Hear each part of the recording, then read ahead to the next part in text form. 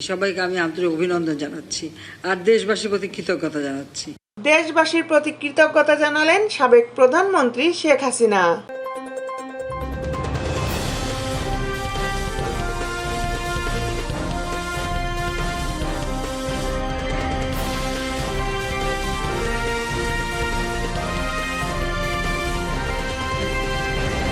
জন্মদিন পালন করায় দলীয় নেতাকর্মী সহ দেশবাসীর প্রতি কৃতজ্ঞতা জানিয়েছেন আওয়ামী লীগ সভাপতি ও সাবেক প্রধানমন্ত্রী শেখ হাসিনা। রবিবার 29 সেপ্টেম্বর রাতে দলের দপ্তর সম্পাদক ব্যারিস্টার বিপ্লব বড়ুয়া স্বাক্ষরিত এক বিবৃতিতে এই তথ্য জানানো হয়।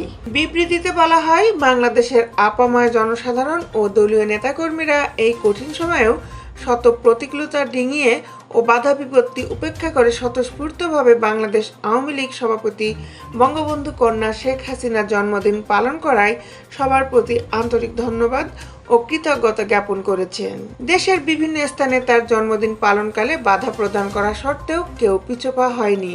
বিবৃতিতে আরও বলা হয়, তার প্রতি দেশের জনগণের এই অকৃত্রিম ভালোবাসা ও মমতায় তিনি অত্যন্ত আবেগ আপ্লুত হয়ে পড়েন এবং বাংলাদেশের জনগণের কল্যাণে বরাবরের ন্যায় নিজের জীবন উৎসর্গ করার দৃঢ় প্রতিজ্ঞা ব্যক্ত করেন।